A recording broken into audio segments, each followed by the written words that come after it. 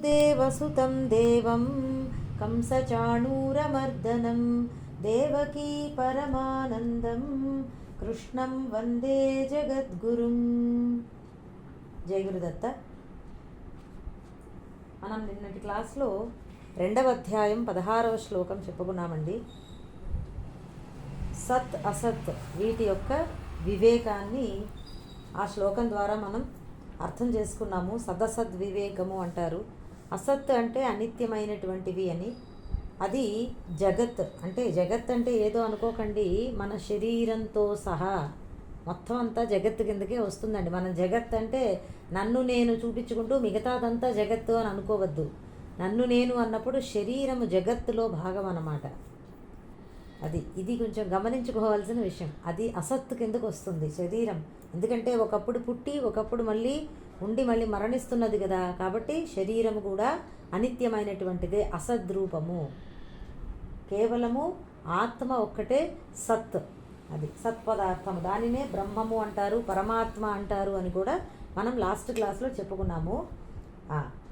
ఇప్పుడు ఈ 17వ శ్లోకంలో పరమాత్మ సత్ అనేటటువంటి దాని యొక్క వివరణ మళ్ళీ ఇంకొకసారి చెప్తున్నారన్నమాట అండి. అది చూద్దాం. 17వ శ్లోకము.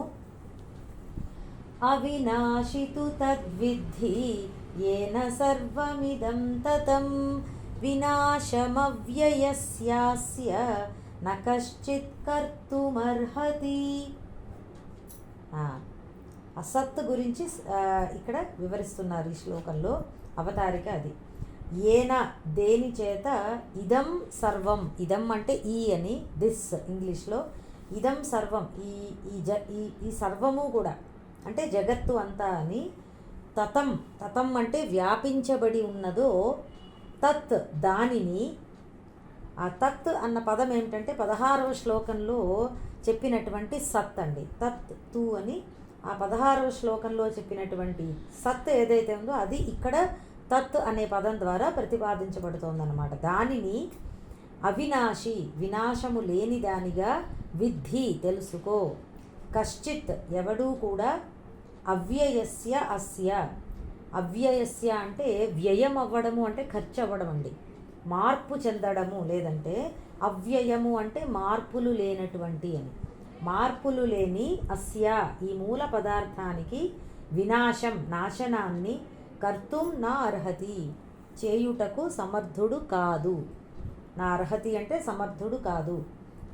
తాత్పర్యము, దేని చేత ఈ సర్వము వ్యాపించబడి ఉన్నదో అది నాశము లేనిది అని తెలుసుకో.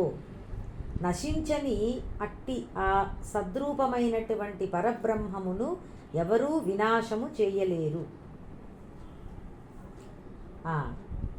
అవినాశి అన్నది ముందర చిన్నది తెలిసేసుకుందాం. అవినాశి అంటే నా వినష్టుం శీలం అస్య ఇతి అని. అవినాశి అంటే నశించే స్వభావము లేనటువంటిది అని. అది ఇక్కడ తూ అన్న పదం వాడారు. తూ అంటే ఏమిటంటే పై శ్లోకంలో చెప్పినటువంటి సత్తుని అసత్తు నుంచి వేరు చేసి, ఇన్ కాంట్రాస్ట్ అని అంటారు చూసారా ఇంగ్లీష్లో. అది కాకుండా ఇది అని అలా చూపిస్తున్నారంటే సత్తుకి అసత్తుకి భేదం ఉన్నది.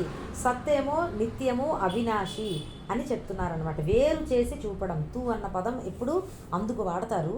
అది అవినాశితు అని ఉంది కదండి. అది తత్ విద్ధి, దానిని విద్ధి అంటే విజానీహి తెలుసుకో అని. తెలుసుకోవడం అంటే ఏంటంటేనండి కేవలము మాట వరుసగా తెలుసుకోవడం కాదు, అనుభవంగా తెలుసుకోవాలి. మనకు అది ఎక్స్పీరియన్స్లోకి రావాలి. ఇప్పుడు ఎక్స్పీరియన్స్ తెలుసుకోవడానికి డిఫరెన్స్ ఏంటంటే, ఆ నిప్పు మీద చెయ్యి పెడితే కాలుతుంది అని ఎవరన్నా చెప్తే వినడము తెలుసుకోవడం అండి. కేవలము తెలిసింది. మనకి చెయ్యి పెట్టి మనం కాల్చుకుంటే మనకి కాలింది అనుకోండి, అది ఎక్స్పీరియన్స్ అవ్వడం. అప్పుడు ప్రాపర్గా ఆ కాలడం అంటే ఏంటో మనకు అర్థమవుతుంది. మీకు ఈ డిఫరెన్స్ తెలిసింది కదా. విద్ధి అన్న మాటకు అర్థం ఏమిటంటే మనం అనుభవంలోకి తెలియడం. ఏది నాశనము లేనటువంటి ఆ పరమాత్మని మనం తెలుసుకోవాలి అని. అది ఏది అనేది ఇక్కడే చెప్తున్నారు. ఏన సర్వం ఇదం తతం అని చెప్పి, దేని చేత ఈ సర్వము, ఈ సత్ అనేటటువంటి ఈ పేరు గల పరబ్రహ్మము వ్యాపించబడి ఉన్నదో అది. ఇది ఈ ఏన సర్వమిదం తతం అనేటటువంటిది 3 సార్లు వస్తుందండి భగవద్గీతలో. ఇప్పుడు ఇక్కడ ఒకసారి వచ్చింది, 8వ అధ్యాయంలో ఒక చోట, 18వ అధ్యాయంలో ఒక చోట, ఇంకొక చోట కూడా 9వ అధ్యాయంలో కూడా వస్తుందన్నమాట. మయా తతమిదం సర్వం అని.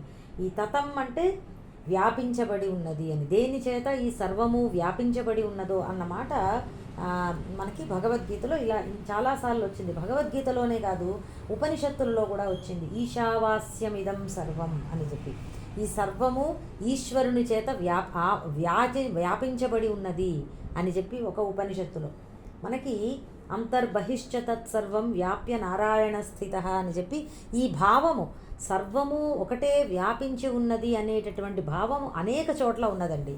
మనం అర్థం చేసుకోవాలంతే. అది వ్యాపించడం అంటే ఏమిటండి, అసలు ఎలా వ్యాపించింది, ఈ సర్వాన్ని వ్యాపించింది అని చెప్పి చెప్తున్నారు కదా, ఏమిటి వ్యాపించడం అంటే ఏమిటి అనేది ఒకసారి చెప్పుకుందాము.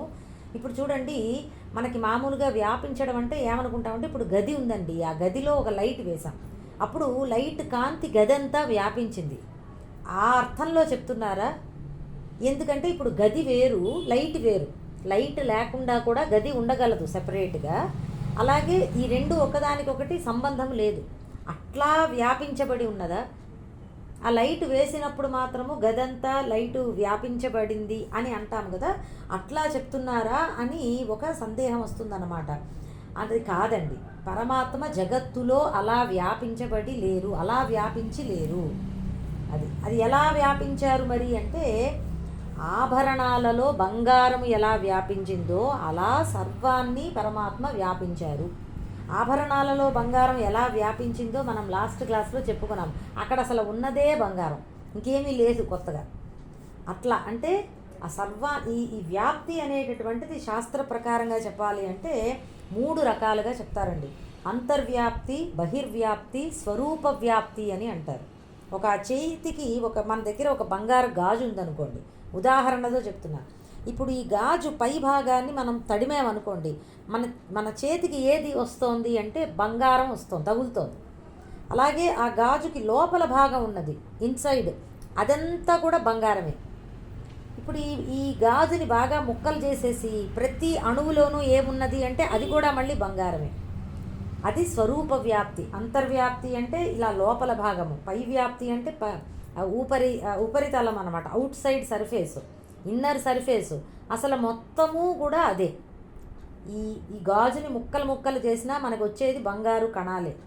అది పరిపూర్ణంగా వ్యాపించడం అంటే అదండి. అసలు వ్యాప్తి అంటే అదనమాట. అర్థమైంది కదా? అంటే ఏంటి, ఆభరణం అనేటటువంటిది వేరే ఇంకొకటి లేదు, ఉన్నదంతా బంగారమే ఇక్కడ. అటువంటి దాన్ని వ్యాపించడము అని అంటారు. ఇక్కడ పరమాత్మ చెప్తున్నది అటువంటి వ్యాప్తి గురించి చెప్తున్నారు. ఆభరణాలలో బంగారంలాగా ఇట్లా అంతటా కూడా సమానంగా వ్యాపించినటువంటి దాన్ని సామాన్యము అని అంటారండి. ఏన సర్వమిదం తతం అంటున్నారు కదా, ఈ సర్వాన్ని వ్యాపించబడి ఉన్నది అంటున్నారు చూసారా. ఆ సర్వాన్ని అలా సమానంగా వ్యాపించిందనమాట. పర్వేడ్స్ అంటారు ఇంగ్లీష్లో. అంటే దాన్ని సామాన్యము అని అంటారు, గుర్తుపెట్టుకోండి. సామాన్యము అంటే కామన్ అని చెప్పి, అది కామన్గా అంతటా వ్యాపించి ఉన్నది అని. ఇది మనసులో మీరు పెట్టుకోండి. ఆ వ్యాప్తి అనేటటువంటిది గదిలో లైట్ లాంటి వ్యాప్తి కాదు, గది వేరు లైట్ వేరు, అట్లా కాదు. ఆభరణంలో బంగారంలాగా ఈ జగత్తు అంతా పరమాత్మ చేత వ్యాపించబడి ఉన్నది అని. ఇది ఎంత అద్భుతమైనటువంటి భావమో చూడండి. ఇది ఇంకొక ఉదాహరణ కూడా చెప్తాను. ఆభరణంలో బంగారం ఒకటి. ఇప్పుడు మనం సముద్రంలోకి వెళ్ళామనుకోండి, అక్కడ మనకి పెద్ద పెద్ద ఐస్బర్గ్స్ కనబస్తాయి. అంటే బాగా గడ్డగట్టినటువంటి ఐస్ ముక్కలు ఉంటాయి, ఆ సముద్రంలోనే ఉంటాయి, అవన్నీ తేలుతూ ఉంటాయండి. ఇప్పుడు ఆ ఐస్ గడ్డల్లో ఉన్నది ఏమిటి, అదంతా కూడా ఆ వాటర్ మాలిక్యూల్సే, ఆ నీటి కణాలే ఉన్నాయి అందులో కూడా. కానీ బాగా ఘనీభవించాయి, గడ్డగట్టాయి అంతే తప్ప అదంతా కూడా ఈ బాహ్యంలో సముద్రము చుట్టూరా ఉన్నటువంటి జలం ఏదైతే ఉందో అదే బాగా గడ్డగడితే ఘనీభవించడం అంటారు దాన్ని, సొలిడిఫై ఇంగ్లీష్లో. సొలిడిఫై అయితే అది ఐస్బర్గ్స్ కింద, ఐస్ ముక్కల కింద తయారైందనమాట. అది భేదం లేదు, ఐస్ ముక్కల్లో అంతటా కూడా ఉన్నది ఆ వాటర్ మాలిక్యూల్సే. కేవలము రూపము మాత్రము మనకి డిఫరెంట్గా కనిపిస్తున్నాయి అంతే. ఆ ముక్కలన్నీ కూడా మీకు అర్థమైంది కదండి. అది అది ఇది ఇట్లా అన్నమాట అండి. ఇది ఇది వ్యాప్తి అంటే మొత్తం పరిపూర్ణంగా వ్యాపించబడి ఉన్నది అంటే అదనమాట. అంటే ఈ కనిపిస్తున్న మొత్తము జగత్తు, మనకి కనిపిస్తున్న ప్రపంచం అంతా కూడా ఒకటే పదార్థము వ్యాపించి ఉన్నది. ఒక్కొక్క చోట ఒక్కొక్క రూపంలో ఘనీభవించింది అని భావించండి. ఎక్కడైనా ఒక రూపం కనిపిస్తోందంటే, చిన్న రూపం ఉందనుకోండి, ఒక చిన్న కాయిన్ ఏదో ఉంది, అక్కడ అంత అంత వ్యాపించి ఉన్నది. ఒకచోట మహాపెద్ద పర్వతంలా ఘనీభవించి ఉన్నది. కానీ పదార్థమంతా ఒకటే. మనము దాని సాలిడ్ స్టేట్, సాలిడ్గా ఒక ఫిక్స్డ్గా ఒక రూపంగా కనిపిస్తుంటే అదేదో వేరుగా మనం భావిస్తున్నాం. కానీ అది ఎలా అయితే ఒక ఐస్బర్గ్ మొత్తం అంతా వాటర్ మాలిక్యూల్సే ఉన్నాయో, సేమ్ అలాగే జగత్తు అంతా ఇన్ని రూపాలంతటా కూడా వ్యాపించి ఉన్నది. అదే సత్పదార్థం అన్నమాట. అది అట్లా మనము అర్థం చేసుకోవాలన్నమాట. అది ఇంకొక ఉదాహరణ కూడా చెప్తాను ఈ వ్యాప్తి గురించి. పంచదార పాకం, మనం ఒక స్వీట్ షాప్కి వెళ్ళామనుకోండి, మనకి ఆ పంచదార పాకంతో చేసినటువంటి రకరకాల బొమ్మలు, చిలక బొమ్మలని, మళ్ళీనేమో ఏనుగు బొమ్మలు, గుర్రం బొమ్మలు, పువ్వు బొమ్మలు, ఏవేవో స్వీట్స్ ఉంటాయి. ఒక రకమైన స్వీట్ తెల్లగా ఉంటుంది. అది మీకు ఐ థింక్ అది తెలుసు కదా, పంచదార చిలకలనే అంటారు వాటిని. అంతా పాకంతో ఒక్కొక్క రూపంలో తయారు చేస్తారు వాటినండి. ఇప్పుడు అవంతా కూడా పంచదార పాకమైనా కాదా, రూపాలు మారుతున్నాయి. అవి తెలియకపోతే నాకు చిలక బొమ్మ కావాలని ఒకడు, ఇంకోటేదో బొమ్మ కావాలని ఒకడు అంటాడు. కానీ ఏది తిన్నా ఆ అన్నిటిలోనూ కూడా ఏ ముక్క చిదిమినా మనకి కనిపించేది ఆ పంచదార పాకమే, నోటికి రుచికి వచ్చేది పంచదార పాకమే, అవునా కదా? అదనమాట అండి. అలాగే సేమ్ ఒకే ఒక పరమాత్మ తత్వము సర్వత్రా ఉన్నది. ఇన్ని రకాల శరీరాలుగా, వస్తువులుగా, చెట్లుగా ఉన్నటువంటిది ఒకే ఒక సద్రూపము అని మనం అర్థం చేసుకోవాలన్నమాట. అదండి మనకి అంత ఎందుకండి. విష్ణు సహస్రనామంలో మొట్టమొదట నామం ఏమిటండి? విశ్వం విష్ణు. మనం చదువుతాం కదా, విశ్వమంతా ఏదో కాదు విష్ణువే. విష్ణు అన్న మాటకి కూడా వ్యాపకం అండి. ఏదైతే సర్వవ్యాపకంగా ఉన్నదో దానికే విష్ణు అని పేరు. వ్యాపకత్వాత్ అనమాట. ఆ వ్యాపక లక్షణాన్ని చెప్తున్నారు. పరమాత్మలో ఉన్నటువంటి ఆ వ్యాపక లక్షణానికే విష్ణువు అన్న నామం అనమాట అండి. అది మనకు ఆ మాట తెలుస్తున్నప్పుడే, ఆ విశ్వం విష్ణువు అని అంటున్నప్పుడే మనకు ఒక్కసారి అది అనుభవంలోకి రావాలి. అంటే సర్వము వ్యాపించబడి ఉన్నది ఒకే తత్వము. ఇప్పుడు మనం అందరం ఉన్నది అక్కడే, మన శరీరాలతో సహా మనం ఉన్నది ఒక పెద్ద, ఎలా అయితే ఒక సముద్రంలో కణాలు తేలుతూ ఉంటాయో ఐస్ గడ్డలు, మనమందరం కూడా ఇట్లా ఒక సద్రూపమైనటువంటి మహాసాగరంలో మనమందరం ఒక్కొక్క రూపాలు అలలులాగా వచ్చామన్నమాట అండి. అది అన్నమాచార్య కృతిలో అంతా రామమయం, ఎవరు రామదాస్ గారు అంతా రామమయం, ఈ జగమంతా రామమయం అన్నారంటే ఇదే భావం. ఆయనకి అది అనుభవంలోకి వచ్చినప్పుడు ఆయనకి అది ఆ పాట రూపంగా, గాన రూపంగా వచ్చిందనమాట. అది ఇంకొకటి, అంతా వ్యాపించి ఉన్నది ఒకటే తత్వము అన్నప్పుడు ఇంకొకటి కూడా మనం తెలుసుకోవాలి. ఏంటంటే అది నిరాకారం అయి ఉండాలి. ఆకారం ఉంటే ఒక ప్రదేశానికి అది ఫిక్స్ అవుతుంది. కాబట్టి ఎప్పుడైతే అంతా వ్యాపించి ఉంది అంటున్నారో నిరాకారమైనటువంటి తత్వం అది అని చెప్పి అది ఇంకొకటి.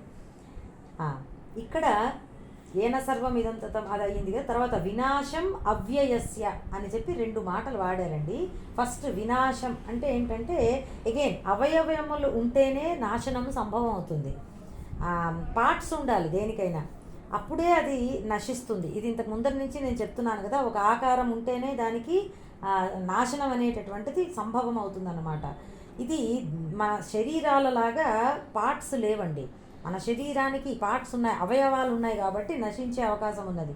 కానీ ఆత్మకి అవయవాలు లేవు కాబట్టి నిరవయవత్వాత్ దేహాదివత్, శరీరంలాగా అవయవములు లేవు కాబట్టి దీన్ని ఎవరు నశింపచేయలేరు. ఇది ఒక అర్థం. ఇంకొకటి ఏమిటంటే, నశింపజేయాలి అంటే వేరొకటి ఉండాలండి. ఇంకొకటి ఉంటే, రెండవది ఉంటే ఒకటో దాన్ని పరస్పరము నశింపజేసుకునే ఇది ఉండొచ్చు అవకాశం. కానీ ఇక్కడ ఇంకొకటి లేనే లేదు, ఉన్నదంతా సత్, అదే సర్వత్రా వ్యాపించబడి ఉన్నది. అంటే సర్వత్రా ఒకటే వ్యాపించింది అంటే మీరు అర్థం చేసుకోవాలి ఏంటంటే ఇంకొకటి లేదని.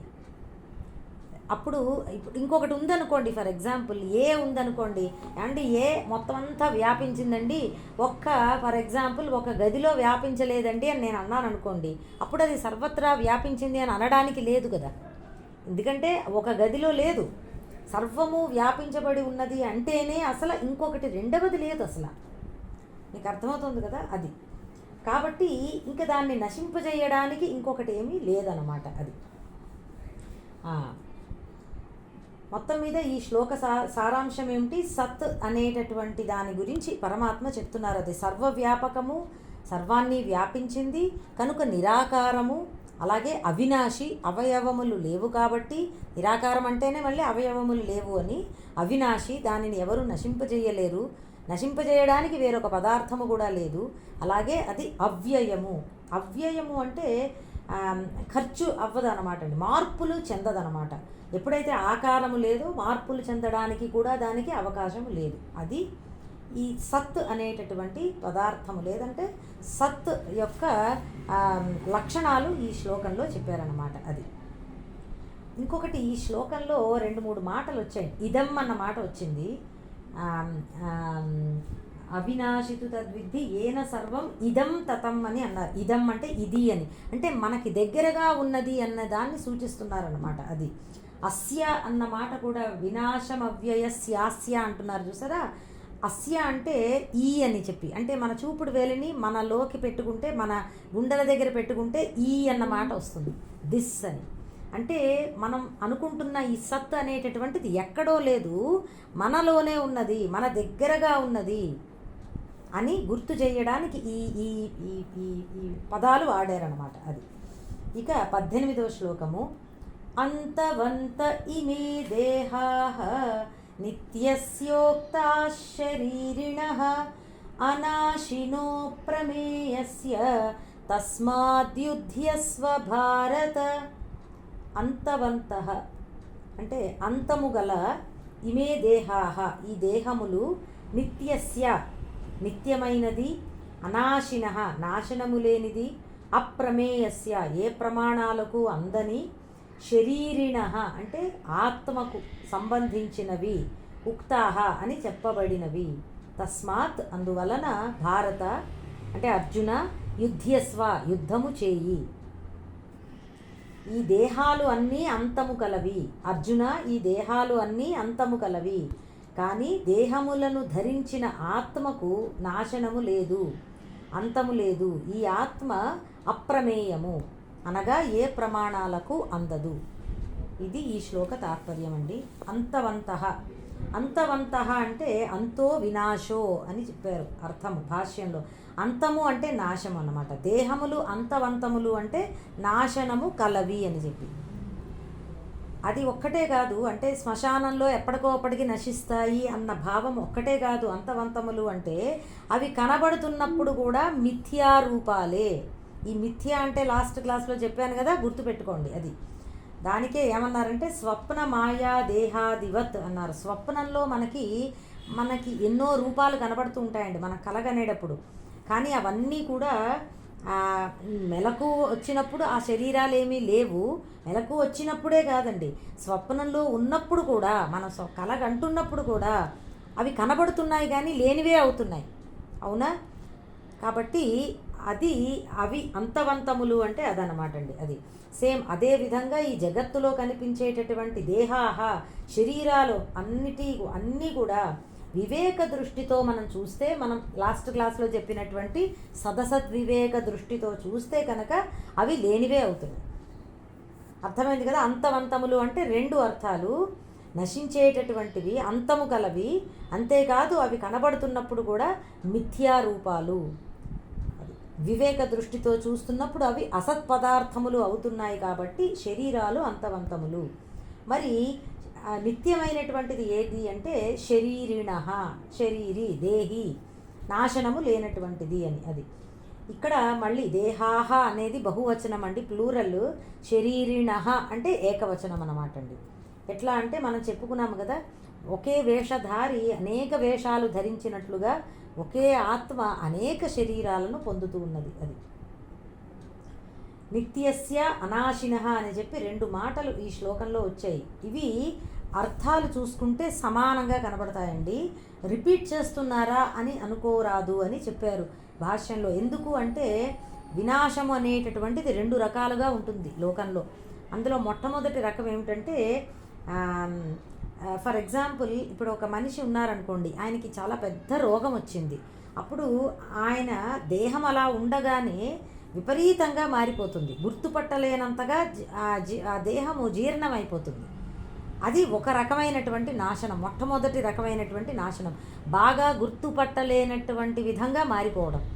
రెండవది ఏంటంటే నిరవశేష నాశనము అంటారు, దేహం పూర్తిగా కనపడకుండా పోవడం, మరణించిపోవడం అన్నమాట. ఇది రెండవ రకమైనటువంటి నాశనం.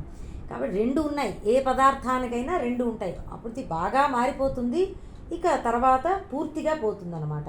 ఈ 2 మాటలు వాడడం వల్ల, పదాలు నిత్యస్య అనాశినః అన్న పదాలు చెప్పడం వలన ఆత్మకు ఈ 2 రకములైనటువంటి నాశము లేదు అని గుర్తు అనమాట అండి. చాలామంది వినిపించట్లేదని మెసేజ్ పెడుతున్నారమ్మా. దయచేసి నాకు మెసేజ్ పెట్టకండి కొంచెం సేపు. నేను ఇంకా ఒకసారి లాగౌట్ అయ్యి వచ్చాను, మళ్ళీ రమ్మంటే వస్తాను. ఈ శ్లోకం అయిపోయాక లాగౌట్ అయ్యి మళ్ళీ లాగిన్ అవుతాను. టీచర్ ఎవరైనా ఉంటే చెప్పండి. 1000 మంది దాటాక నాకు తెలిసి ఈ గ్రూప్లో ఇంకా ప్రాబ్లం వస్తుందండి. దాన్ని మనం ట్రై చేయండి, మీ నెట్ కనెక్షన్ అది చెక్ చేసుకుని. అప్రమేయస్య అన్న మాట వచ్చింది, అనాశినః. ఇప్పుడు చూడండి, మనం ఎంతవరకు చెప్పుకున్నాం, అంతవంతః ఇమే దేహాః అయ్యింది, నిత్యస్య ఉక్తాః శరీరిణః అనాశినః వరకు అయ్యింది. ఇప్పుడు అప్రమేయస్య అన్న మాట చెప్పుకోవాలి. అప్రమేయము అన్న మాటకి 3 అర్థాలండి ఈ పదానికి. ఒకటి, ప్రమాణములకు అందనిది అనేది మొట్టమొదటి అర్థము. ప్రమాణము, ప్రమేయము, ప్రమాత అని చెప్పి 3 మాటలు మనం తెలుసుకోవాలి. ఇది పరిభాష పదాలు అంటారు. కొంచెం ఈజీ అనండి, అందరూ కొంచెం జాగ్రత్తగా ఒక్కసారి అర్థం చేసుకునే ప్రయత్నం చేద్దాము. ప్రమాత అంటే తెలుసుకునేటటువంటి వాడు అని, నోవర్ అని అర్థము. తెలుసుకునేవాడు ప్రమాత, నోవర్. తర్వాత ప్రమాణము అంటే తెలుసుకునేటటువంటి సాధనము, ఇన్స్ట్రుమెంట్ ఆఫ్ నాలెడ్జ్ అంటారు ఇంగ్లీష్లో. దేని ద్వారా తెలుసుకుంటామో దానిని ప్రమాణము అంటారు. కన్ను ఫర్ ఎగ్జాంపుల్, దాని ద్వారా రూపాలని తెలుసుకుంటాము కాబట్టి మన ఇంద్రియమైనటువంటి కన్ను ఒక ప్రమాణము. చెవి, అన్ని ఇంద్రియాలు కూడా ప్రమాణములేనండి, ఉదాహరణకి చెప్తున్నాను మీకు అది. తర్వాత తెలుసుకోబడేటటువంటిది, దేన్నైతే తెలుసుకుంటామో, నోన్, ద నోన్ అని అంటారు, ప్రమేయము అంటారు దీన్ని. ఇవి రాసుకొని పెట్టుకోవాలండి, వెంటనే గుర్తు ఉండకపోవచ్చు. ప్రమాణము అన్న ప్రమేయము అన్న మాట వాడారు కాబట్టి చెప్పవలసి వస్తోంది. అప్రమేయము అంటే ఏమిటో అది. తెలుసుకునేవాడు, తెలుసుకోబడేది, దేనితో తెలుసుకుంటున్నాడో అది. 3 అన్నమాట. అర్థమైందా? ప్రమాత, ప్రమేయము, ప్రమాణము. ప్రమాత ప్రమేయమును ప్రమాణ సహాయముతో తెలుసుకుంటాడు. అర్థమైంది కదా? ఇది అన్నమాట అండి. ఇప్పుడు అప్రమేయము అన్నమాట మనం అర్థం చేసుకోవాలి. ఇప్పుడు చూడండి, మామూలుగా ఏదైనా ఒక ప్రమాణము ఉన్నది అంటే ముందర తెలుసుకునేవాడు ఉండాలండి.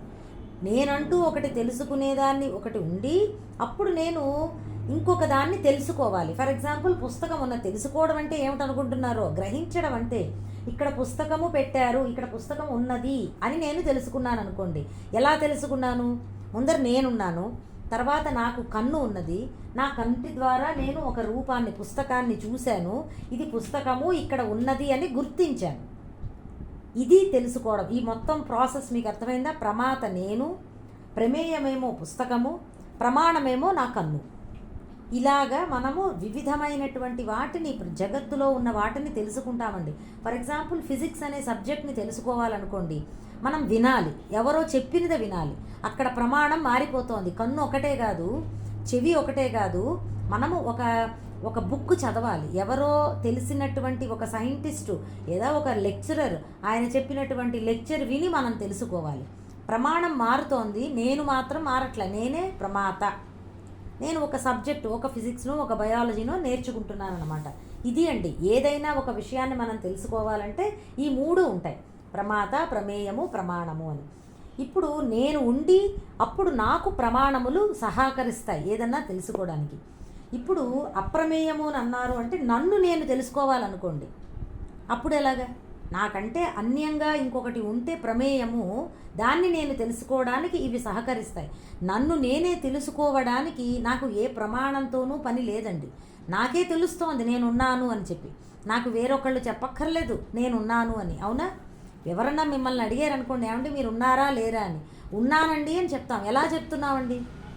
మీరు ఒకసారి ఆలోచన చేయండి. నేనున్నాను అని ఎవరన్నా ఉన్నారా అని అడిగారు అనుకోండి, నేనున్నానండి అంటాం. ఎలా చెప్తున్నాం మనం?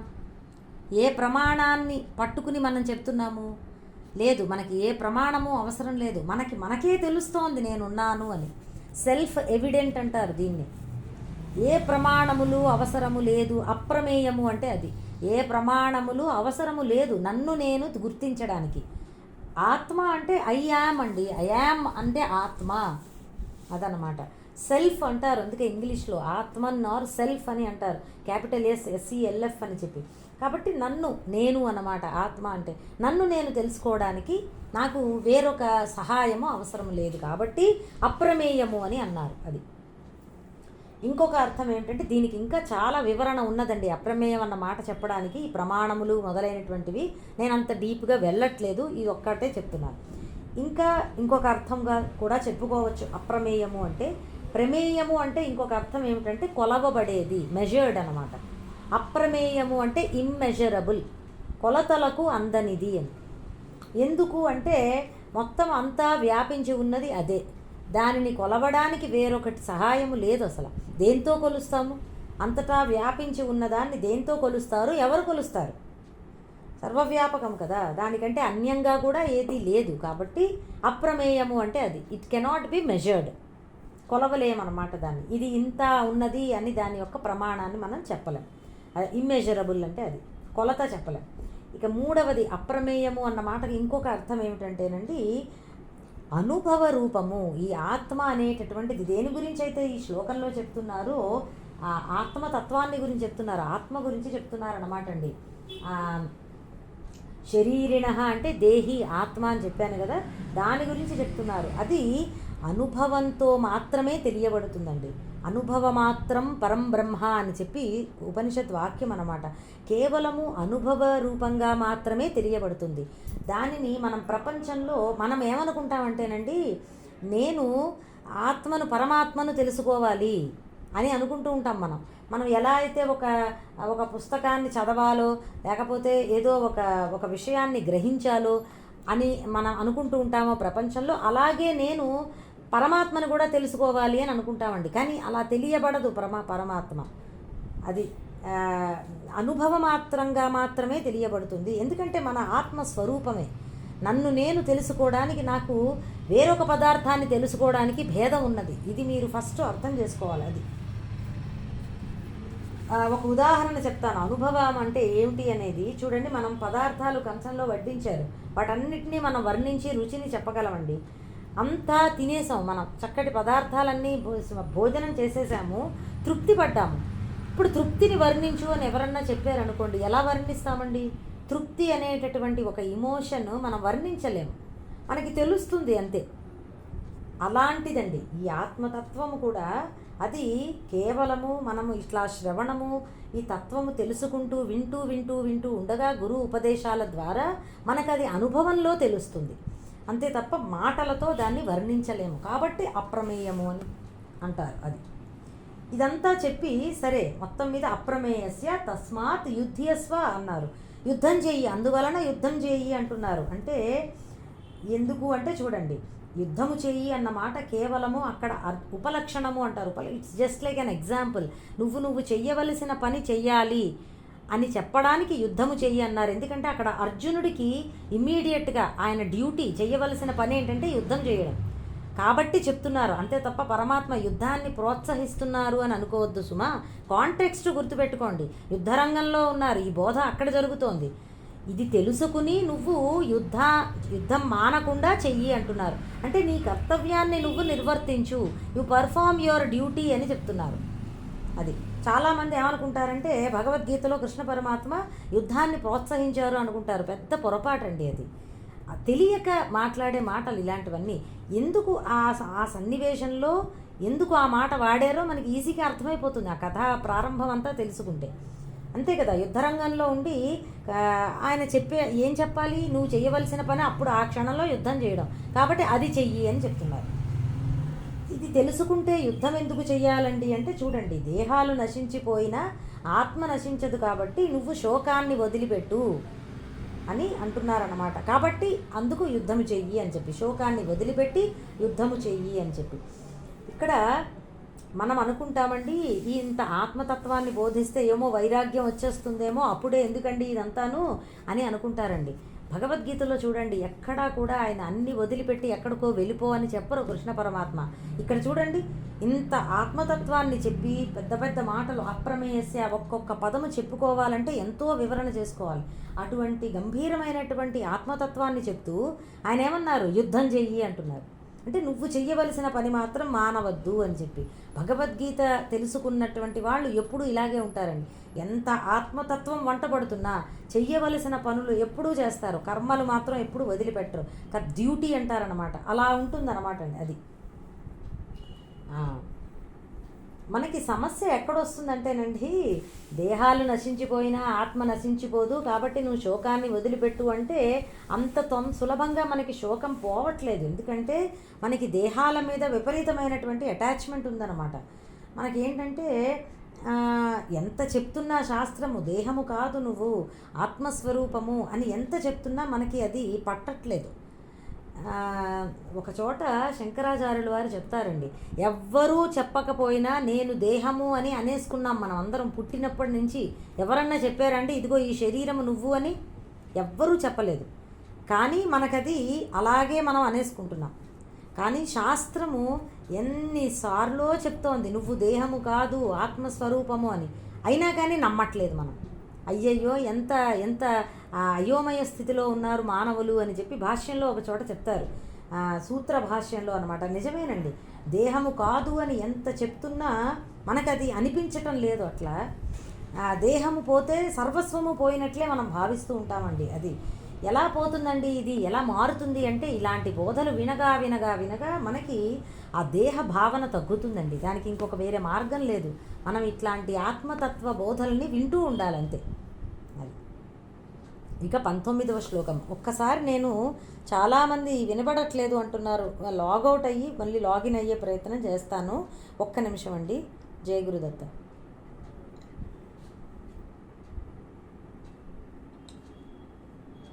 మళ్ళీ లాగిన్ అయ్యానండి. ఏమో కొంతమందికి ఏమైనా వినిపిస్తుందేమో, ప్రయత్నం చేద్దాం. ఓకే, ఇక 19వ శ్లోకము. ఒక్క నిమిషం.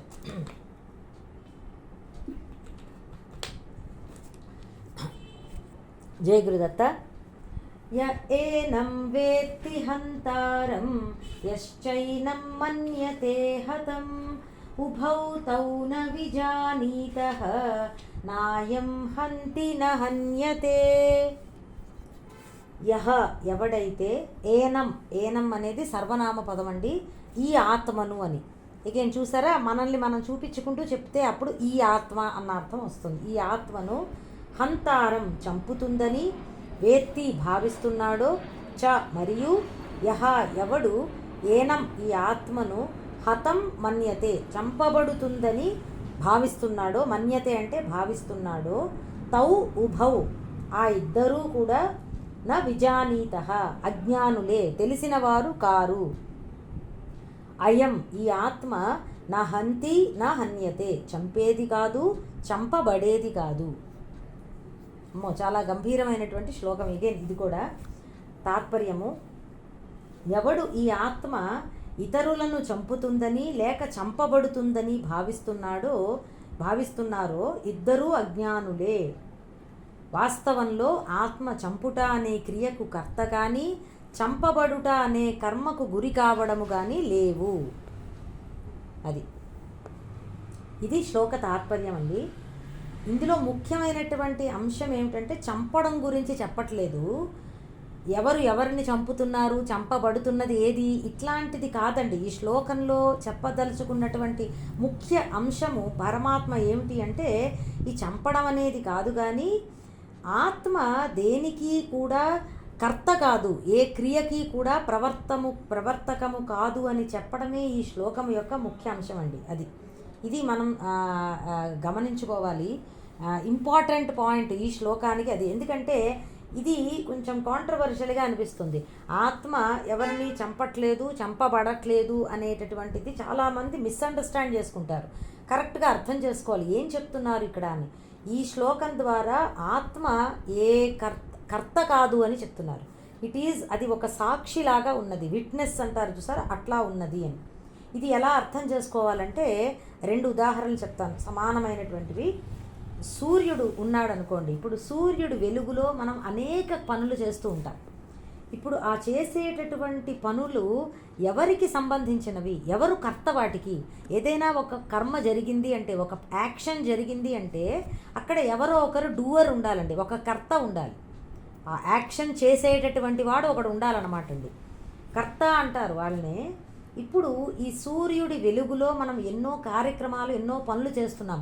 కొంతమంది మంచి పనులు చేస్తున్నారు, కొంతమంది చాలా మోసము చేస్తున్నారు, తప్పుడు పనులు, అధర్మ కార్యాలు చేస్తున్నారు. ఇప్పుడు వాటికి కర్త ఎవరు? సూర్యుడా? ఎందుకంటే సూర్యుడు లేకపోతే వెలుగే లేదు కాబట్టి ఏ కర్మలు జరిగేవి కాదు, సంభవం కాదు. కనుక సూర్యుడినే కర్తగా చెప్దామా మనం ఈ కర్మలన్నిటికీ? లేదండి, సూర్యుడు కర్తగా ఉండే అవకాశం లేదు. ఎందుకో మళ్ళీ మనం డిస్కస్ చేద్దాం. ఇంకొక ఉదాహరణ చెప్తాను. మనం రాత్రిపూట ఒక దీపము వెలుగుతోంది, ఒక గదిలో ఒక దీపం వెలుగులో మనం అన్ని పనులు చేస్తున్నాం. అక్కడ ఇంకా మీకు బాగా మనసుకు పట్టాలి అంటే, అక్కడ ఒక గదిలో, ఒక ఇంట్లో ఒక గదిలో ఒక చిన్న దీపం వెలుగుతోంది. ఆ దారిన పోయేటటువంటి ఒక దొంగవాడికి ఆ దీపం వెలుగులో పక్కనే కిటికీలో గూట్లో ఉన్నటువంటి ఒక వెండి చెంబు కనబడింది. ఆ దీపం వెలుగులో గబగబా అతడు మెల్లిగా ఆ ఇంటిలోకి దూరి ఆ చెంబుని, ఆ వెండి చెంబుని దొంగిలించాడు. ఇప్పుడు ఈ దొంగతనానికి ఎవరు కర్తలు? ఆలోచన చేయండి. ఏమండి, దీపమాన్నే కర్త అందాం, ఎందుకంటే దీపం వెలగకపోతే ఆ దొంగకి కనబడేదే కాదు కదా. కాబట్టి దొంగ దీపమేనండి అని చెప్దామా? ఆ దొంగతనం అనేటటువంటి కర్మకి కర్త దీపమే అని అందామా? తప్పు, అది అనకూడదు. దీపము కాదండి, కేవలము వెలుగుతూ ఉండడము దీప లక్షణము. ఆ వెలుగులో ఎవడికో కనిపించాలి, తద్వారా దొంగతనము జరగాలి అనే సంకల్పము దీపంలో లేదు. దాని పని తన పాటికి అది వెలుగుతూ ఉన్నదంతే. ఆ సంకల్పము, దొంగతనము చెయ్యాలి అన్న సంకల్పము ఎవరికి వచ్చిందండి? వాళ్ళు కర్త అవుతారు, దొంగ కర్త అవుతాడు అన్నమాట. ఈ డిఫరెన్స్ మీకు అర్థమవుతుందా? కానీ ఆ దొంగకి దీప సహాయము లేకుండా చేయగలిగేవాడు కాదు, అది ఉన్నది. కానీ దీప సహాయం అంటే దీపం ఏదో సహాయం చేసేసింది అని కాదండి. దీపము ఆ దొంగకి చెప్పాను కదా, మళ్ళీ అనుకోండి, దీపము ఆ దొంగకి సహకరించాలి అని చెప్పి వెలగలేదు. తన పాటికి అది ఎవరో వెలిగించి పెట్టారు, వెలుగుతూ ఉన్నది. అది ఆ ప్రకాశింపజేయడమే దీపము యొక్క ధర్మం, అంతే. అది ఇంక దానికి వేరే ఏ భావము లేదు. దీపము కేవలము ప్రకాశింపజేస్తూ ఉంటుందంతే. దాని పరిధిలో ఏవి ఉంటాయో వాటన్నిటినీ అది చూపుతుంది, అంతే దీపధర్మము. కాబట్టి దీపముని సాక్షి అంటారండి. అది విట్నెస్, ఆ దొంగతనాన్ని చూసింది అంతే, దీపం సాక్షిగా ఉన్నదన్నమాట. అదండి ఇది. మనకి ఈ ఆత్మ కూడా అట్లానే ఉన్నది శరీరంలో అన్నమాట. అది ఇంకొక ఉదాహరణ చెప్తారు తత్వంలో. ఒక రాజుగారు ఉన్నారు, ఆయన ఒక సభ తీర్చారు. సభ తీరిస్తే రకరకాల, ఇప్పుడు సేనాధిపతి మాట్లాడతాడు, దేశ రక్షణ గురించి చెప్తాడు, మంత్రి గారు మాట్లాడతారు, ఏవో ప్రజల క్షేమ సమాచారాలు అన్నీ చెప్తారు. ప్రతి ఒక్కళ్ళు ఏవో మాట్లాడుతున్నారు, రాజుగారు మాత్రం అన్నీ వింటున్నారు. ఆయన ఏమీ మాట్లాడట్లేదు. కానీ ఆ సభ ఉన్నది ఎవరి కోసమండి? రాజుగారి గురించే ఉన్నది ఆ సభ. ఆ రాజుగారే అన్నిటినీ పర్యవేక్షిస్తున్నాడు, కానీ ఆయన తనంత తానుగా ఏ పని చెయ్యట్లే, కేవలం ఉన్నాడంతే. రాజుగారి ఉదాహరణ కంటే సూర్యుడి దీపకాంతి ఉదాహరణే ఎక్కువగా ఇక్కడ ఆత్మతత్వానికి, ఇక్కడ మనం చెప్పదలుచుకున్న విషయానికి దగ్గరగా ఉంటుందండి. మీకు జస్ట్ 2-3 ఉదాహరణల గురించి చెప్తున్నానంతే. అది సరేనండి. ఆత్మ కర్త కాదంటున్నారు, మరి శరీరంలో ఎవరు కర్మలు చేస్తున్నారు? కర్త ఎవరు? మనకి ఎన్నో కర్మలు చేస్తున్నాం. మనం లేచినప్పటి నుంచి నా నోరు మాట్లాడుతోంది, నా చేతులు కదులుతున్నాయి, నా కాళ్ళు కదులుతున్నాయి, నా మనసు ఎన్నో ఆలోచనలు చేస్తోంది, మంచి చెడు ఎన్నో రకాల ఆలోచనలు. వీటన్నిటికీ ఎవరండి మరి కర్త అంటే? శరీరము, ఇంద్రియాలు, మనస్సే చేస్తున్నాయండి. కేవలము ఆత్మ ఉన్నది అంటే చైతన్య రూపంగా మనం లాస్ట్ ఒక ఎగ్జాంపుల్లో చెప్పుకున్నాం చూసారా, current software computer mobile phone ఎగ్జాంపుల్లో కరెంట్ అనే ఆత్మస్థానంలో చెప్పుకున్నాం. అట్లా అన్నమాట అండి. చైతన్యము ఉండడం వలన అవి వాటి పనులు అవి చేయగలుగుతున్నాయి. ఆ చైతన్య సహాయంతో, ఆ చైతన్య వెలుగులో, లేదంటే వెలుగు అంటే కాంతి అని భావన చేయొద్దు, ఆ చేతనత్వం అన్నమాట. అవి చేతనత్వాన్ని పొందుతున్నాయి. చైతన్యం యొక్క ధర్మము చేతనత్వము. ఈ శరీరము, ఇంద్రియాలు, మనస్సు కూడా చేతనత్వాన్ని పొందుతున్నాయి అన్నమాట. ఆ సన్నిధిలో, ఆత్మ యొక్క సన్నిధిలో. ఇది ఈ శ్లోకము యొక్క ముఖ్య సారాంశము ఇదన్నమాట అండి. అది ఆత్మ కేవలము సాక్షిలా ఉంటున్నది, ఏమీ క్రియలు లేవు ఆత్మలో. అది అయితే ఏం జరుగుతోందంటేనండి, మనము దేహమే నేను అనే భావము వదలకుండా మనం ఉంటున్నాము. కాబట్టి నేను చేస్తున్నాను, నేను తింటున్నాను, నేను నడుస్తున్నాను, నేను ఆలోచిస్తున్నాను, ఇట్లా మనం అన్ని పనులు నేను అని కలుపుకుంటున్నామండి. అప్పుడు మనకు కర్త భోక్త అవుతున్నాము. దానివల్ల మనకి ఎంతో ఏం జరుగుతోంది ఫలితం అనేది తర్వాత కర్మయోగంలో చెప్పుకుందాము. బట్ అది జరుగుతున్నది. అది పరమార్థ దృష్టితో చూస్తే నేను దేహము కాదు, శుద్ధ ఆత్మస్వరూపము అని గుర్తించాను అనుకోండి, అప్పుడు సాక్షిలాగా ఏ ఫలితము అంటదు నాకు. ఆత్మకి ఎటువంటి కర్తృత్వము లేదనమాట. ఇది మనం పై చెప్పినటువంటి ఉదాహరణల సహాయంతో ఈ శ్లోకాన్ని అర్థం చేసుకోవాలి. ఇక్కడ కూడా మళ్ళీ యుద్ధము, చంపడము అనేటటువంటిది ఎందుకు చెప్పారు అంటే, ఇక్కడ యుద్ధము సందర్భంలో నడుస్తున్నది అక్కడ. అందులోనూ అర్జునుడి యొక్క బాధ, భీష్మ ద్రోణాదులు మొదలైనటువంటి పూజార్హులని చంపాలి అనేటటువంటి బాధ. కాబట్టి ఆ చంపడం అనే క్రియకి నువ్వు కర్త కాదు, ఆత్మస్వరూపంగా నువ్వు కర్త కాదు అని చెప్తున్నారు. అంతే తప్ప ఇక్కడ అగైన్ ఆ చంపడము, చంపబడము అనేటటువంటిది కేవలము కాంటెక్స్ట్కు సంబంధించినదండి. ఏ క్రియకైనా కానీ కూడా ఇదే వర్తిస్తుంది. నేను మాట్లాడుతున్నాను అంటే నా నోరు మాట్లాడుతున్నది, నేను కేవలము ఉన్నాను అని అనుకోవాలి. అలా గుర్తించాలన్నమాట అండి. మనం ఏదైనా ఒక కర్మ చేస్తూ ఉంటే ఆ భావనలో మనం ఉండాలి. ఏ భావన? నేను కేవలము సాక్షిలాగా ఉన్నాను, శరీరము చేస్తున్నది అనేటటువంటిది మనకి ఆ భావన మనకి అర్థం కావాలి. అది ఆ భావనలో మనం ఉండాలి. అది ఇంకా తర్వాత శ్లోకంలో కూడా కొంచెం ఇదే వస్తుంది. అప్పుడు మళ్ళీ చెప్తాను ఎట్లా సాధన చేసుకోవాలి దీన్ని అని. 21వ శ్లోకంలో మళ్ళీ ఇదే చెప్తారు, అప్పుడు చెప్తాను. ఈ శ్లోకము యథాతథంగా కఠోపనిషత్తులో ఉన్నది. కఠోపనిషత్తులో కూడా 2వ అధ్యాయంలో 19వ శ్లోకంలో ఇదే శ్లోకం మళ్ళీ వస్తుందన్నమాట అండి. అది భగవద్గీత ఉపనిషత్ సారం అన్నారు కదా, అది. తర్వాత 20వ శ్లోకం ఇప్పుడు.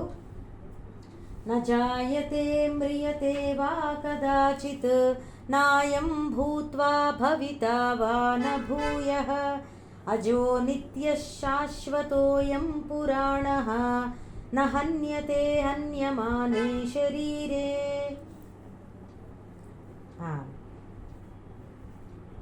అయం ఈ ఆత్మ కదాచిత్ ఎన్నడూ కూడా న జాయతే పుట్టుటలేదు, వా మరియు న మ్రియతే మరణించుటలేదు. అయం అన్నమాట ఈ శ్లోకంలో చాలాసార్లు వచ్చిందండి. అన్ని చోట్ల ఈ ఆత్మ అని అర్థం అన్నమాట. అయం ఈ ఆత్మ భూత్వా కొంతకాలం ఉండి, భూయః మరల, అభవితాన లేకుండా పోయేది కాదు. వాన అన్నది ఉన్నది చూసారా, అదేంటంటే అలాగే వైస్ వర్స అంటారు ఇంగ్లీష్లో. అట్లా కొంతకాలం ఉండకుండా తరువాత ఉండేది కూడా కాదు. అయం ఈ ఆత్మ అజహ పుట్టుకలేనిది, నిత్య మరణము లేనిది, శాశ్వత శాశ్వతమైనటువంటిది, పురాతన పురాణ సనాతనమైనటువంటిది. శరీరే ఈ శరీరము హన్యమానే సంహరించబడిన, అయం ఆత్మ న హన్యతే సంహరించబడదు. ఆత్మను ఎవరు ఎందుకు చంపలేరు అని చెప్పి కొన్ని శ్లోకాల్లో మనకి ఇప్పుడు తర్వాత చెప్తారండి. ఎందుకంటే నా హంతి నా హన్యతే అని పై శ్లోకంలో చెప్పారు కదా, చంపేది కాదు చంపబడేది కాదు అని. ఒక అర్థంలో చెప్పాలి అంటే కర్తృత్వాన్ని చెప్పారు. అసలు ఆత్మ చంపబడేది ఎందుకు కాదు, చంపేది కాదు అని ఎందుకన్నారు అనేది ఈ శ్లోకాల్లో చెప్తారన్నమాట. అది తాత్పర్యం ఒకసారి చెబుతాను. ఆత్మ ఎన్నడూ పుట్టుటలేదు, మరణించుటలేదు, ఒకప్పుడు ఉండి మరల భవిష్యత్తులో లేకపోవుటలేదు. ఆత్మ జన్మలేనిది, నిత్యము, శాశ్వతము, పురాతనము. శరీరము మరణించినా ఆత్మకు మరణము లేదు. మరి మనకి లోకంలో ప్రతి పదార్థానికి షడ్భావ వికారాలు అని ఉంటాయి. వికారము అంటే చెప్పాను కదండి, చేంజ్, మార్పు అని. కడుపులో వికారం కాదండి, తిప్పడం కాదు. వికారము అంటే మార్పు, చేంజ్ అండి.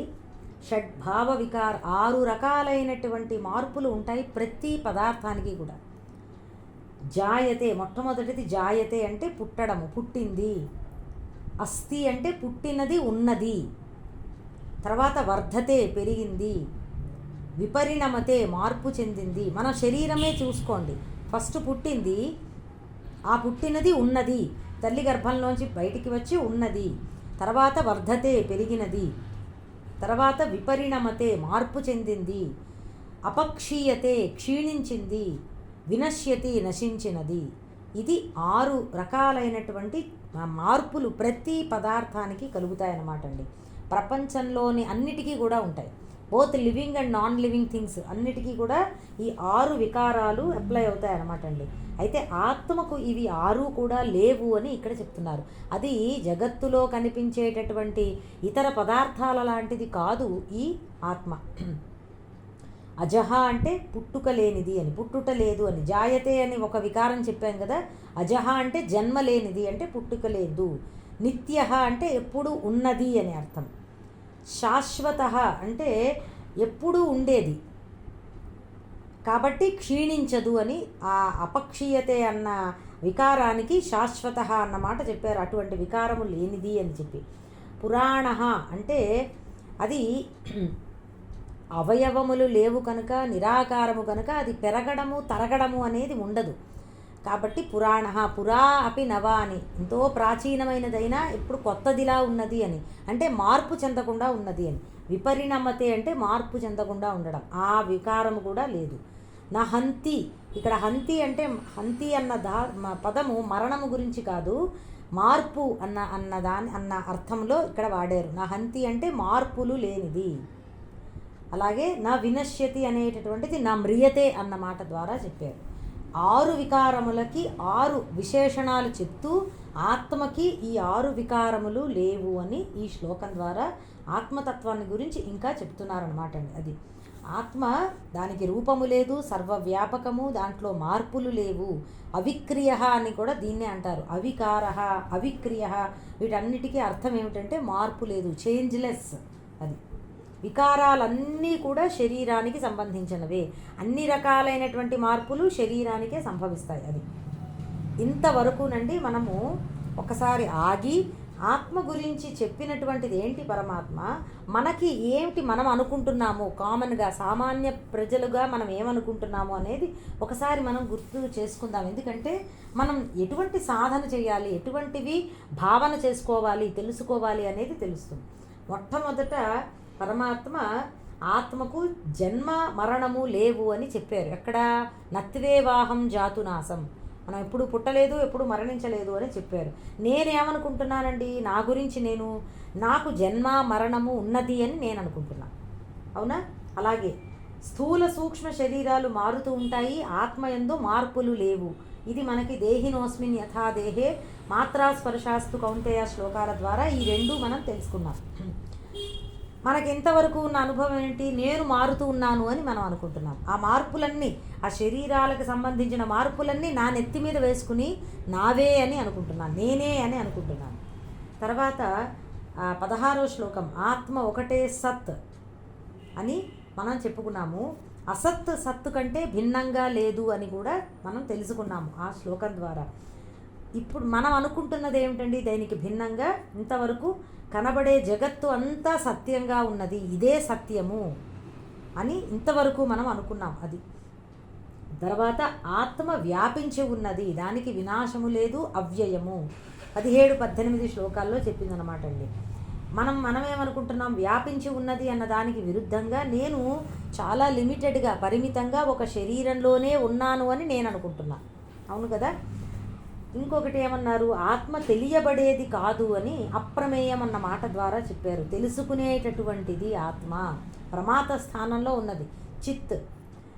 మనమేమనుకుంటున్నామంటే ఆత్మ అనేటటువంటిది ఏదో ఒకటి ఉన్నది, దాన్ని నేను తెలుసుకోవాలి, అందుకే ఈ సాధనంతా చేస్తున్నాను అని చెప్పి ఆత్మను మిగతా పదార్థాలులాగా ఒక విషయంలాగా నాకంటే భిన్నంగా మనం అనుకుంటున్నాం.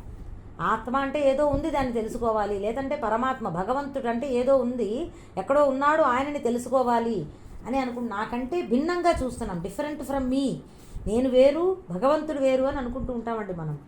కానీ అది కాదు.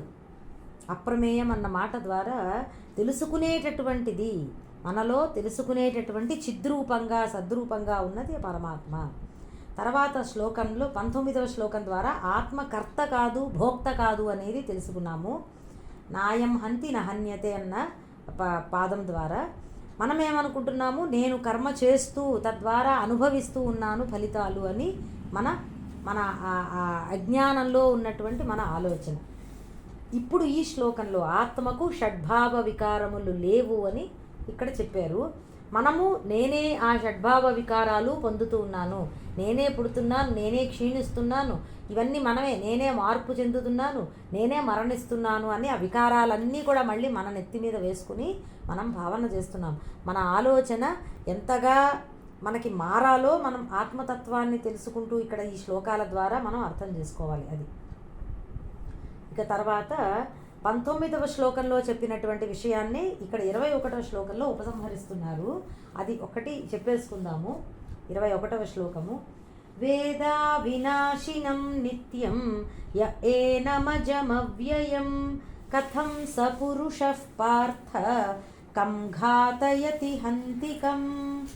పార్థ అని అర్జునుడిని సంబోధిస్తూ, యహ ఎవడు ఏనం ఆత్మను, అజం పుట్టుకలేని దానిగాను, అవ్యయం క్షీణించని దానిగాను, అవినాశినం వినాశము లేని దానిగాను, వేద అంటే తెలుసుకుంటున్నాడో, అనుభవపూర్వకంగా తెలుసుకుంటున్నాడో, సహా అటువంటి పురుష మానవుడు, కం ఎవడిని, ఘాతయతి చంపిస్తాడు, కం హంతి ఎవడిని చంపుతాడు, అలాగే కథం ఏ విధంగా చంపుతాడు, ఏ విధంగా చంపిస్తాడు. అది అంటే చంపించడు అని అర్థం అన్నమాట అండి. ఎవరు ఈ ఆత్మను నిత్యమైనదని, నాశము లేనిదని, పుట్టుక లేనిదని, అవ్యయమని తెలుసుకుంటున్నాడో అతడు ఎవరిని ఎలా చంపుతాడు, ఎలా చంపిస్తాడు అంటే దాని అర్థం ఏమిటంటే, ప్రశ్న రూపకంగా చెప్తున్నది ఏమిటంటే, అటువంటి జ్ఞాని ఎటువంటి క్రియలు చెయ్యడు. అది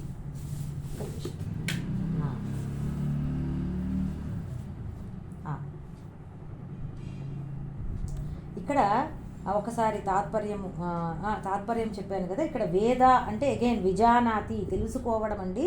ఇందాక చెప్పాను కదా, అనుభవపూర్వకంగా తెలియడం అన్నమాట, కేవలము మాటకి తెలియడం కాదు.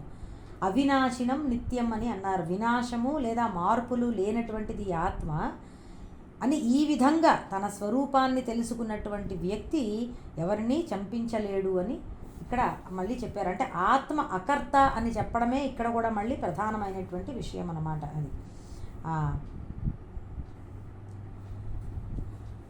ఇది అర్థం చేసుకోవడానికి ఒక ఉదాహరణ చెప్తానండి. ఇందాక చెప్పలేదు, ఇక్కడ చెప్తానని చెప్పాను కదా. అంటే నేను కర్తను కాదు అని చెప్పి మనం గుర్తించాలి. ఎందుకంటే మనం ఏమనుకుంటున్నామంటే, ఇంతవరకు నేనే శరీరము అని అనుకుంటున్నాము కాబట్టి అన్ని శరీరంలో ఎటువంటి క్రియలు జరుగుతున్నా శరీరంతో అదంతా నావే, నేనే చేస్తున్నాను అని అనుకుంటున్నాం. అట్లా కాకుండా మనం ఏమనుకోవాలంటే, శరీర క్రియలు జరుగుతున్నాయి, నేను వాటికి సాక్షిలా ఉన్నాను అని గుర్తించాలి. ఈ డిఫరెన్స్ పట్టుకున్నారు కదా. అది ఇది ఎట్లా ఆత్మ సాక్షిగా ఉండడం అంటే ఏమిటి శరీర క్రియలకి అంటే, చూడండి, కరెంటు ఉందండి, కరెంటు ఉంది కనుక ఫ్యాన్ తిరుగుతోంది, ఏసీ పనిచేస్తోంది, లైట్ వెలుగుతోందండి. ఇప్పుడు వీటిలో రెండు ఉన్నాయి. ఒకటి కరెంటు, రెండవది ఆ తిరగడము, ఆ లైట్గా వెలగడము, అలా చల్లగా చేయడము, ఇవి క్రియలు అన్నమాట. అర్థమైంది కదా. ఒకటి కరెంటు కేవలము అది సప్లై అవుతోంది, రెండవది క్రియలు నడుస్తున్నాయి. ఇప్పుడు వీటిలో ఈ క్రియలు చేస్తున్నది ఏది? కరెంటే తిరుగుతోందా? కరెంటే చల్లగా చేస్తోందా? కరెంటే చల్లగా అవుతోందా? కరెంటే లైట్గా వెలుగుతోందా? లేదు. కరెంటు ఉండడం వలన దాని శక్తితో ఫ్యాన్ అనేటటువంటి ఒకటి తిరుగుతోందండి. ఫ్యాన్ తిరుగుతోంది, ఆ బల్బు వెలుగుతోంది, ఏసీలో ఏదో ఉన్నది మెయిన్ ఏదో ఒక పార్ట్, అది చల్లగా చేస్తోంది. కరెంటు ఉండడం వలన దాని శక్తితో ఇవి పనిచేస్తున్నాయి. మీరు డిఫరెన్స్ అర్థం చేసుకున్నారు కదా. కరెంటే తిరిగిపోవట్లేదు, కరెంటే వెలిగిపోవట్లేదు. కరెంటు సహాయంతో ఫ్యాన్ తిరుగుతోంది, బల్బు వెలుగుతోంది. మనం మాట్లాడుతున్నప్పుడు కూడా అలాగే అంటామండి, ఏసీ పని చేయట్లేదు అంటాం, లేదా ఫ్యాన్ తిరుగుతోందా అని అంటాం, లైట్ వెలుగుతోందా అంటాం. కరెంటు వెలుగుతోందా, కరెంటు తిరుగుతోందా అని మనం అనట్లేదు. ఎందుకంటే నిజానికి ఆ క్రియలు కరెంటుకు సంబంధించినవి కాదు కాబట్టి. ఇది అర్థమైందా అండి? సేమ్ అదే విధంగా ఆత్మ చైతన్యం ఉన్నది కనుక ఆ శరీరంలో ప్రాణమాడుతోంది, మనస్సు ఆలోచిస్తోంది, కాళ్ళు చేతులు నోరు మొదలైనటువంటివన్నీ వాటి పనులు అవి చేస్తున్నాయన్నమాట. ఆ క్రియలు చేస్తున్నవి ఏవి అంటే ఆ శరీరం చేస్తోంది. ఇందాక ఎలా అయితే తిరిగేటటువంటి క్రియను ఏది చేస్తోంది? ఫ్యాన్ చేస్తోంది. కరెంటు తిరగట్లేదండి. డెఫినెట్గా కరెంటు ఉండడం వల్లనే తిరుగుతోంది, అది కాదు ఇక్కడ పాయింట్. తిరగడం అనే క్రియ ఏది చేస్తోంది? ఆ యాక్షన్ ఎక్కడ జరుగుతోంది? ఫ్యాన్ అనేటటువంటి ఒక పరికరంలో జరుగుతోంది కదా. అలాగే శరీరం అనేటటువంటి ఒక పరికరం లాంటిదే ఇది కూడా. ఇందులో ఈ క్రియలు నడుస్తున్నాయి. ఆత్మ తిరగట్లేదు, ఆత్మే చెయ్యట్లేదు అనమాట అండి. ఇది బాగా మనం అర్థం చేసుకోవాలి. మనం ఎలా అనుకోవాలి అంటే, మనం కన్ను చూస్తోంది, కాళ్ళు నడుస్తున్నాయి, మనస్సు ఆలోచిస్తోంది, చెవి వింటోంది, ఇట్లా అనుకోవాలండి. మనం ఏమంటున్నాం? నేను చూస్తున్నాను, నేను ఆలోచిస్తున్నాను, నేను వింటున్నాను. మన మన మన మాటల్లో మార్చుకోవాలి మనం. అంటే బయట కాకపోయినా మనసులో ఆ భావన ఇలా ఉండాలన్నమాట అండి. ఆయా శరీర అవయవాలు వాటి పనులు అవి చేస్తున్నాయి. నేనేం చేస్తున్నానంటే నేను కేవలము ఉన్నాను, సాక్షిగా ఉన్నాను. ఆత్మ ఎప్పుడు ఒకటే, నో అదర్. దానికి ఇంకేమీ లేదండి, స్ఫురిస్తూ ఉంటుందంతే. It is just awareful presence, అలా ఉంటూ ఉంటుందంటే ఆత్మ, ఇంకేమీ లేదు. దీనికి మనం ఏం చేస్తున్నామంటే, కానీ ఈ దేహము చేస్తున్న పనులన్నీ నేను చేస్తున్నాను అని అనుకోవడం బాగా అలవాటైపోయిందండి. ఈ అనుకోవడం ఉన్నది చూసారా, దేహ ధర్మాలు తీసుకొచ్చి ఆత్మకి పెడుతున్నాం మనం. దేహంలో కదలిక ఉంటే నేను కదులుతున్నాను అని అనుకోవడం అనమాట అండి. దీన్ని ఇంపోజిషన్ అంటారు, సూపర్ ఇంపోజిషన్, ఇంపోజ్ చేయడం అంటారు. ఒకదాని ధర్మాలు ఇంకొక దానికి మనం తీసుకువెళ్ళి అంటగట్టడం, అధ్యాస అంటారు దీన్నే సంస్కృతంలో. దీనికి ఇంకొక ఉదాహరణ చెప్తాను. స్ఫటికం ఉన్నదనుకోండి, స్ఫటికం క్రిస్టల్ అని అంటారు దాన్ని. ఒక రకమైనటువంటి శిల, అది చిన్నది. అది సహజంగా దానికి ఏ రంగు ఉండదండి. అయితే దాని పక్కన ఒక రంగు పువ్వు, ఒక ఎర్రటి పువ్వు ఒకటి తీసుకొచ్చి పెట్టామనుకోండి, ఈ స్ఫటికము ఎరుపుగా కనబడుతుంది చూసేటటువంటి వారికి. అయితే ఆ రంగు, ఆ ఎరుపుదనము దేనిది? స్ఫటికానిది కాదండి. ఆ ఎరుపుదనము పక్కనే ఉన్నటువంటి పువ్వుది. ఆ ఎర్రగా కనబడుతున్నప్పుడు కూడా ఆ స్ఫటికము ఎరుపు రంగులో మారిపోలేదు. అది కేవలము కాంటాక్ట్, దగ్గరగా పువ్వు ఆ స్ఫటికం దగ్గరలో పెట్టడం వలన ఆ స్ఫటికం అలా కనబడుతోంది తప్ప స్ఫటికానికి రంగు మారిపోలేదు. ఆ రంగు పక్కనున్న పువ్వుది కానీ స్ఫటికానికి సంబంధించినది కాదు, కానీ అలా కనబడుతుంది. దీన్నే అధ్యాస అని అంటారండి. మీరు ఎక్కడైనా ఒకసారి ఇంటర్నెట్లో ఇది కొట్టి చూడండి, క్రిస్టల్ డిఫరెంట్ కలర్స్ అని కొట్టి చూడండి, మీకు వెంటనే దానికి సంబంధించిన ఫోటోలు వస్తే మైండ్లో బాగా పడుతుంది. అది సేమ్ అదే విధంగా స్ఫటికంలాగా ఆత్మ ఉన్నది, పువ్వులాగా శరీరం ఉన్నదనమాట అండి. ఈ శరీర ధర్మాలు రకరకాల క్రియలు చేయడం అన్నమాట.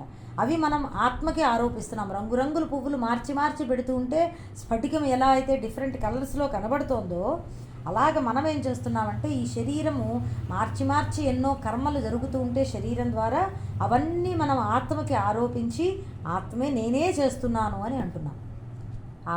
అలా అంటున్నప్పుడు కూడా, కానీ పోనీ అలా అంటున్నప్పుడు కూడా స్ఫటికము ఎలా అయితే కనబడుతున్నా రంగు మారిపోలేదో, దూరం చేస్తే చాలు పువ్వుని, అప్పుడు మనకు స్ఫటికము తన సహజ స్థితిలో కనబడుతుంది. అలాగే మనము కూడా ఆత్మకు ఆరోపించాం ఈ కర్తృత్వాలన్నీ కూడా, ఈ కర్మలన్నీ నేనే చేస్తున్నాను అని.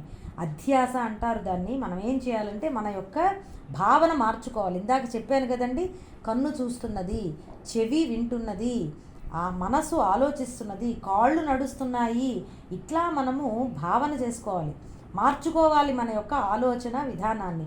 ఎందుకంటే ఇవి శరీర ధర్మాలు.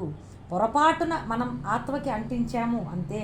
నిజంగా ఆత్మలో ఎటువంటి మార్పులు లేవు, ఆత్మయందు ఎటువంటి క్రియలు జరిగేటటువంటి అవకాశము లేదు. మీకు ఇంకొకటి ఇది చెప్తాను, ఆత్మ ఎందుకు కర్త కాదు అని. ఏదైనా ఒక పని చేయాలంటే there has to be some part అండి, ఒక రూపం ఉండాలి. చెయ్యి ఉన్నది అంటే ఇలా ఉన్నది కనబడుతోంది రూపం, కాబట్టి దేన్నన్నా పట్టుకోగలుగుతోందండి. గాలి ఏదన్నా కర్మ చేయగలదా అండి? గాలి కూడా చెప్పడానికి లేదు నిజానికి. గాలికి అట్లీస్ట్ ఏదో ఒక ఇంద్రియానికి తెలుస్తోంది గాలి అనేటటువంటిది, అది కూడా కాదు. నిజం చెప్పాలి అంటే నిరాకారమైన ఆకాశంలో ఎటువంటి క్రియలు సంభవము కాదు. ఒక ఆకారం ఉండాలి ఒక కర్మ జరగాలి అంటే. అటు ఆకారం లేనటువంటిది కర్మలు చేసేటటువంటి అవకాశం ఉండదన్నమాట, క్రియలు చేసే అవకాశం ఉండదు. ఇది అంత గొప్పగా చెప్పేటటువంటిది కాదు, కానీ ఈ మాట అంత పర్ఫెక్ట్ కాదు, కానీ అర్థం చేసుకోవడానికి చెప్తున్నాను. ఒక పని జరగాలి అంటే అక్కడ ఏదో ఒక ఆకారం ఉండాలి, అప్పుడు అది ఏదన్నా పని చేయడానికి అవకాశం ఉంటుంది. అది ఇవన్నీ ఏంటంటే మెల్లిమెల్లిగా వినగా ఇవి బాగా మనసుకి తెలుస్తాయండి. విన్న వెంటనే ఎల్కేజీ స్టూడెంట్కి పిహెచ్డి చదువు రావాలంటే వెంటనే రాదు కదా.